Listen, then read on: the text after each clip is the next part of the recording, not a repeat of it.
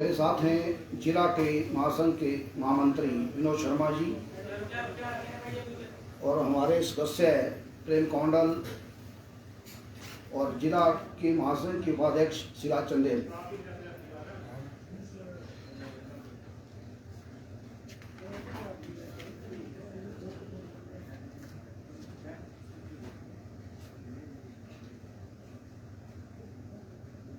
हिमाचल प्रदेश कर्मचारी सेवाएं महासंघ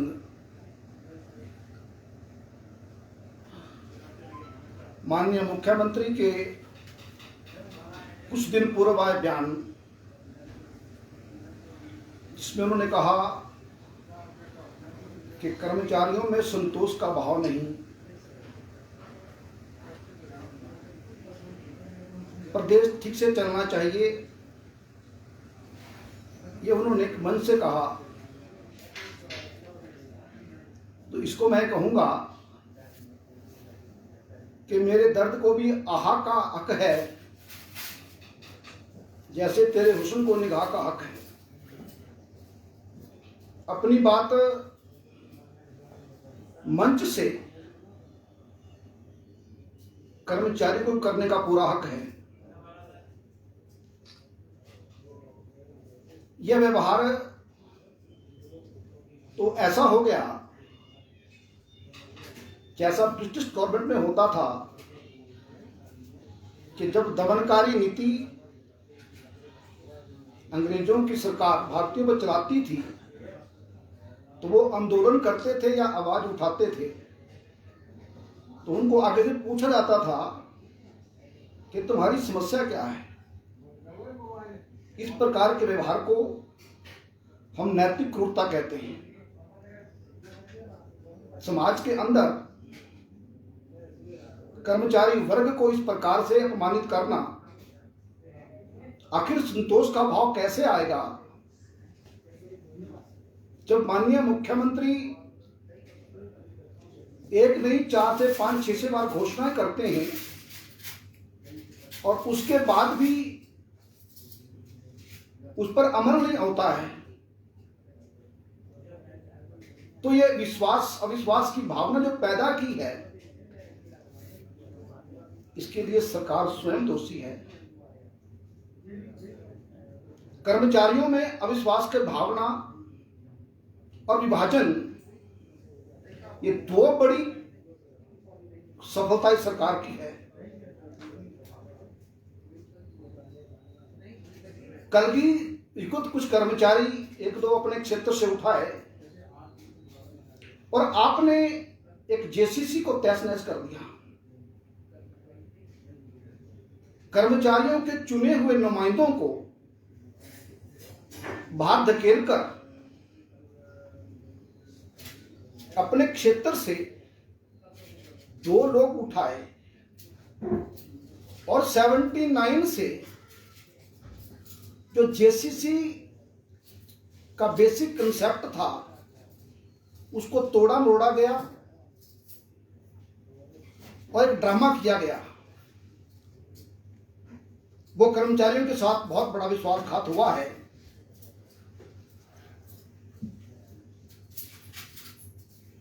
शांता कुमार जी से लेकर वीरभद्र जी रहे हैं मुख्यमंत्री, प्रेम कुमार धूमल जी मुख्यमंत्री रहे हैं, उन्होंने कभी भी जेसीसी को इस प्रकार से तोड़ने का काम नहीं किया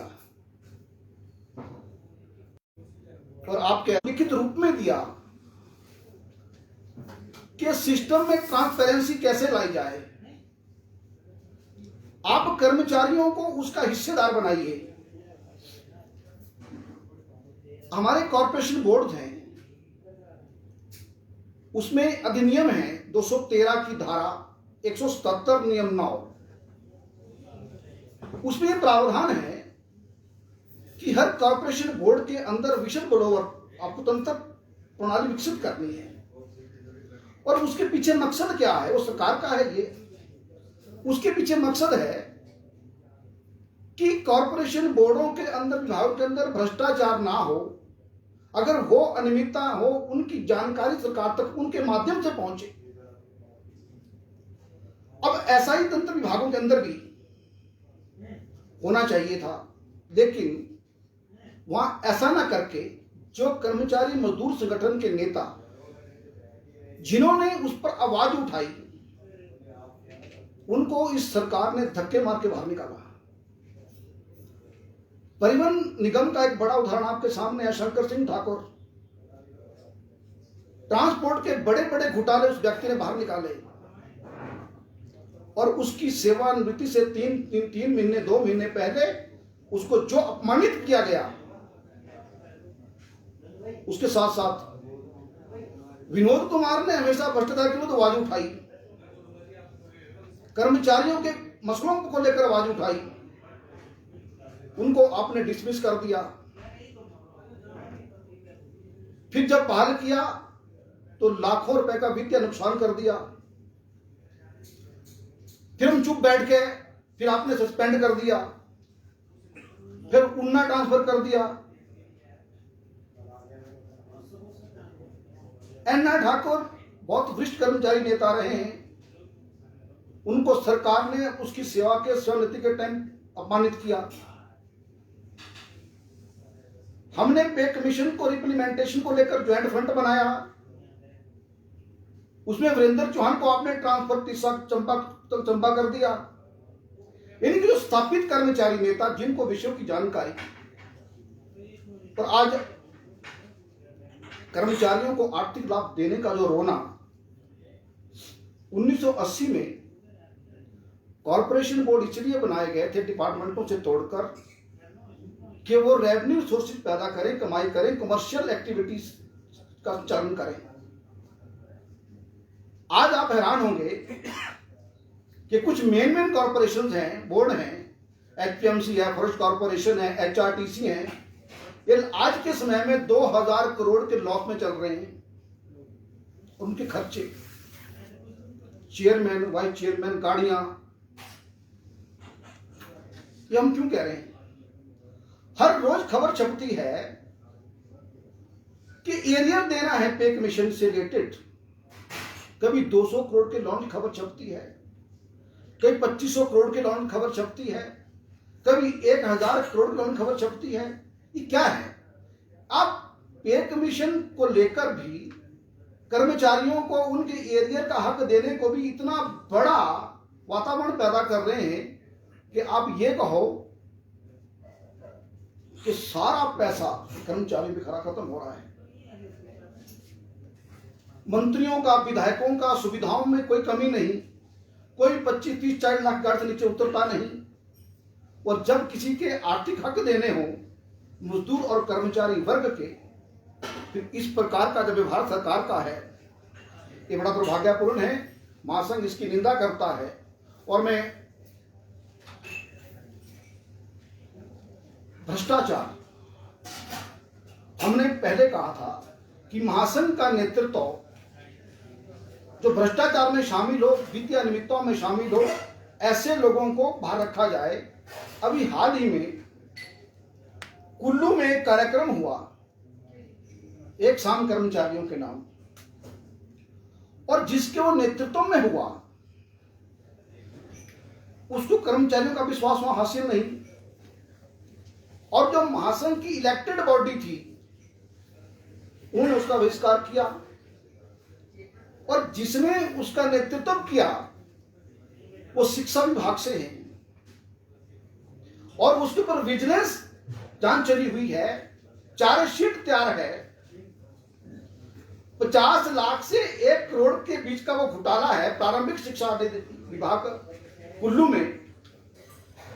और वहां हमारा एनजीओ का भवन है, उसमें 3 मंजिलें हैं। एक मंजिल में एनजीओ की हॉल है, बाकी मंजिलें किराए पे चढ़ाई हुई है। 2.5-3 लाख पकड़ी लेके उस पैसे का पता नहीं है, सरकारी प्रॉपर्टी।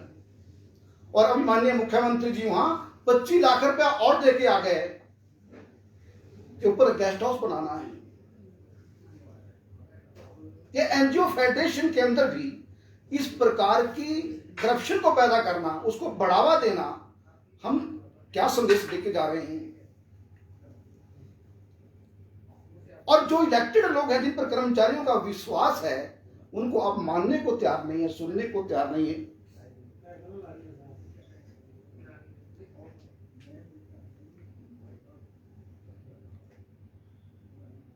हमने 2019 में 3 अगस्त 2019 को जब हमारा महासंघ का चुनाव हुआ, हम चुनकर आए, हमने महासंघ की पिछली बॉडी से हिसाब मांगा। और जब बात बहुत लंबी गई तो मैंने 3/10/2019 को पुलिस, छोटा शिमला पुलिस थाना में कंप्लेंट कर दी, बड़े कंप्लीट डॉक्यूमेंट के साथ। जब एसएचओ छोटा शिमला ने उसपर इंक्वायरी करना शुरू किया तो मुख्यमंत्री कार्यालय से उसको दबा दिया गया, होने नहीं दिया गया। हमने कहा महासंघ के नाम पर चंदे का पैसा काम चला हुआ है, कितना पैसा कहां है कर्मचारियों का, इसका हिसाब कोई तो दे। नहीं,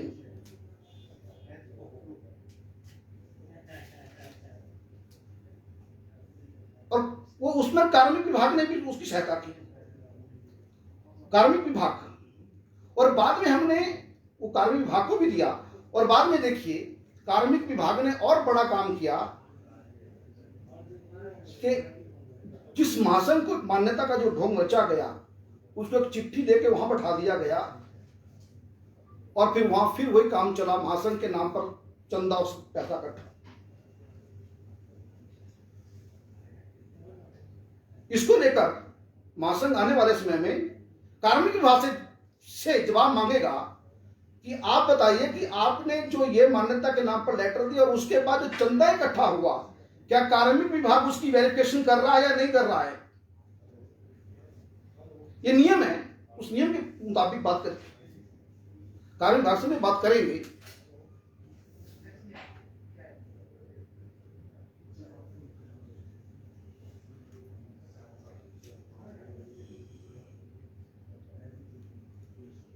जहां तक कर्मचारियों के आर्थिक मांगों का प्रश्न है,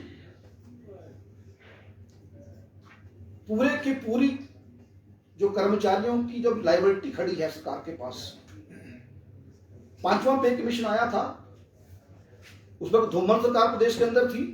2012 में जितना भी आया पंजाब से, जो भी आया उन्होंने सारा क्लियर किया था, एरियर क्लियर किया था। और उसके बाद चुनाव आ गया और जो कैटेगरी बच गई उसका उस पर कुछ नहीं हुआ, आज तक कुछ नहीं हुआ। अब नया सेटअप पे कमीशन आया। हम सरकार को कहते हैं कि 10 साल होने वाले हैं, अब किसका इंतजार कर रहे हैं। सरकार के पास तेरा पैसा है, सरकार ने कब कहा कि पैसा नहीं है, और ऐसा कब लगा कि सरकार के पास पैसा नहीं है। जो कर्मचारियों का एरियर है उस पर नुक्ताचीनी करने की बजाय उसको सरकार एक मुश्त जारी करे,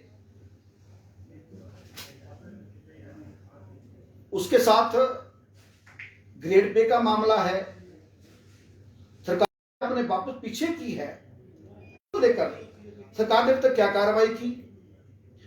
और 15% फार्मूले पे जो कर्मचारियों का वेतन का निर्धारण हुआ है, उसमें कर्मचारियों से को 7 साल का एरियर छोड़ना पड़ा, क्योंकि अगर वो एरियर लेते तो रनिंग में उनको नुकसान था। यानी पहला पे कमीशन ऐसा आया है कि जिसमें सैकड़ों कर्मचारियों को एरियर नहीं मिलेगा। 21-22% आईआर पहले मिल रहा है, तो कितनी लायबिलिटी बचती है। हमको लगता है कि सरकार की मंशा नहीं है देने की। सरकार किसी तरीके से चुनाव की घोषणा का, इलेक्शन को लगने का इंतजार कर रही है। राइडर की बात देखिए आप, कितनी बार अनाउंसमेंटें हुई, कितनी बार सम्मानित कर दिया लोगों को उन्होंने, उन लड़कों ने, बच्चों ने, आज तक। और विधि विभाग, हमको पता है कि कोई भी चीज होगी रूल अकॉर्डिंग प्रक्रिया की होगी ना, तो आप बेवजह का शोर ना मचाओ। हाउस रेंट 18 साल से हाउस रेंट रिवाइज नहीं हुआ। 400-500 मकान भत्ता, 1000 रुपये मकान भत्ता। और अभी पेंशनर्स की मीटिंग सरकार ने ली, जेसीसी, हमारा विरोध नहीं है, वो भी एक बड़ा काम था जो स्टाफ की जेसीसी को डिस्टेबलाइज करने का। मीटिंग हो सकती है, जेसीसी का प्रावधान नहीं है।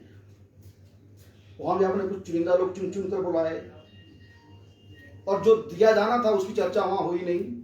अब 16 से 21 के बीच में जो रिटायर्ड कर्मचारी हुआ है उनको कुछ सरकार दे नहीं रही है, उनका रिवीजन को लेकर।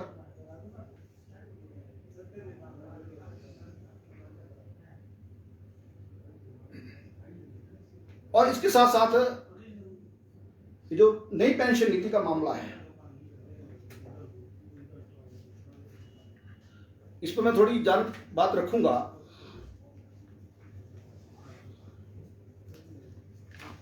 सरकार का ये बयान आया, हमको ये कई बार बड़ा दुख लगता है कि जो सरकार को पढ़ना चाहिए, सरकार को अपनी फाइलों को देखना चाहिए, उसको देखने की बजाय आप ऐसे प्रश्न, ऐसे जनसभाओं में बातें करते हैं जिसका कोई उससे लिंक ही नहीं होता। अब मेमोरेंडम ऑफ अंडरस्टैंडिंग, ये एमओयू साइन हुआ है। माननीय मुख्यमंत्री ने कहा कि कांग्रेस ने लागू किए। कितना हल्का बयान है। अब ये कांग्रेस बीजेपी का प्रश्न नहीं है, इसमें कहां से पार्टियां आ गई, सेंटर में कौन था, हिमाचल में कौन था, ये विषय नहीं है। ये विषय इस स्कीम को, उन कर्मचारियों की जो आवाज है, उनकी जो मांग है, वो कैसे ठीक पूरी हो सकती है। अब ये एमओयू साइन हुआ है और ये मई 2004 से लागू हुआ है। ठीक है, ये भारत सरकार के वित्त विभाग और राज्य सरकार, उस वक्त एसएस परमार सेक्रेटरी फाइनेंस थे, फाइनेंस देख रहे थे, और SC Garg joint secretary department of expenditure finance government of India. ऐसे एमओयू हर राज्य से साइन हुए हैं। उसके बाद ये अनुबंध नीति आई और उसी अनुबंध नीति का हिस्सा है ये नई पेंशन स्कीम। केवल पश्चिम बंगाल को छोड़कर उन्होंने एमओयू साइन नहीं किया था। वहां उन दिनों कम्युनिस्ट शायद जहां तक मेरा कहना है कि वहां कम्युनिस्ट गवर्नमेंट थी, उन्होंने वो एमओयू साइन नहीं किया। बाकी सभी राज्यों ने एमओयू साइन किया और उसका हिस्सा है ये न्यू पेंशन स्कीम। और ऐसे जब नियम होते हैं, उन नियमों को रिलैक्स करना या उन नियमों को स्क्रैप करना, ये सेंट्रल गवर्नमेंट की पावर में आता है। ये होम मिनिस्ट्री और फाइनेंस मिनिस्ट्री का काम है। अब एक दूसरे को ब्लेम करना, ऐसा नहीं तो ऐसे होगा। अब मैं बहुत दिनों से हर बार बात करता हूं, मुझे तो क्वेश्चन भी आता है क्योंकि मैं कर्मचारी से बात करता हूं। हम ये कहते हैं कि हमारी लड़ाई मिनिमम पेंशन क्राइटेरिया, रिटायरियल बेनिफिट्स में डिस्पैरिटी नहीं होनी चाहिए, वो करने की बजाय हम इस प्रकार से इन इश्यूज को आगे पीछे कर रहे हैं। और एक बड़ी बात और, ये 2004 का है, इसमें लिखा गया जब ये एमओयू साइन हुआ था, Himachal Pradesh special category state, Himachal Pradesh special category state, हमारा बजटरी मैनेजमेंट फेल क्यों है, मैं इस पर बात कर रहा हूं। स्पेशल कैटेगरी स्टेट का मतलब है 90% ग्रांट सेंट्रल ग्रांट और 10% लोन, और जो जहां और अदर स्टेट में क्या है 70% लोन और 30% सेंट्रल ग्रांट। फिर भी हम बोल रहे हैं, फिर भी हम 70-74 हजार करोड़ के बॉर्डर में चले गए। ये बढ़ता जाएगा और आप ऐसे करते जाएंगे, जब देने की बात आएगी कि अब इतना लोन ले रहे हैं, अब इतना लोन ले रहे हैं।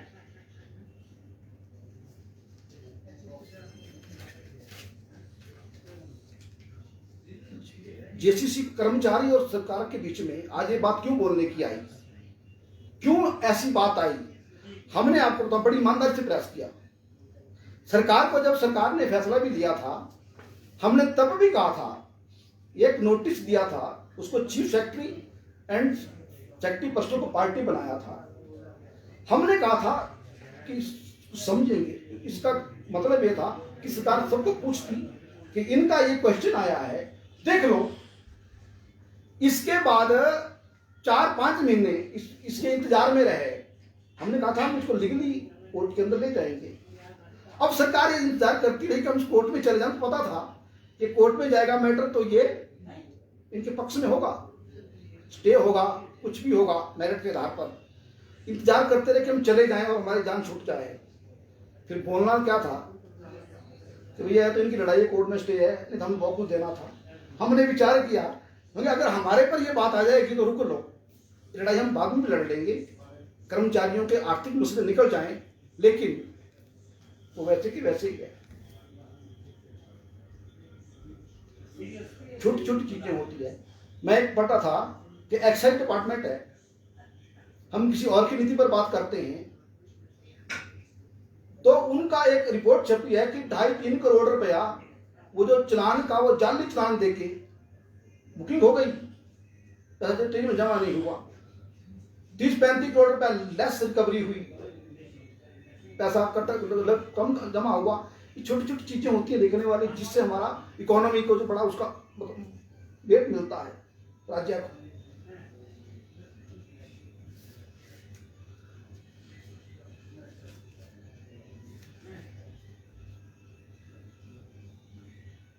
एक ये जो आपने एक नेता का जिक्र किया कि ये 50 लाख से 1 करोड़ तक का बिजनेस केस है, ये नेताजी कौन है और ये क्या मामला पूरा? दूसरा, क्योंकि बार बार सवाल पूरा ठीक नहीं है, दूसरा जो महासंघ के नाम पे अब उगाही हो रही है, पहले कितनी थी और अब कितनी उगाही हुई है, इसके आपके क्या पास क्या एविडेंस है? ये जो कुल्लू वाला बात मामला चला हुआ है, ये 2018 से जांच चली है विजिलेंस की, और वहां के एक जिला के मंत्री हैं, उनके दबाव में ये चलान पेश नहीं हो रहा है। और इसमें चार्जशीट तैयार है, अब नाम तो हो ही गया। 25,000 रुपये पर मंथ किराया आता है, साल का 3 लाख बनता है, उसको कोई पता चलता ही नहीं है। ठीक है, ये वार्षिक घोटाला वहां है। हमने ये बातें शुरू में भी उठाई थी। ये कर्मचारी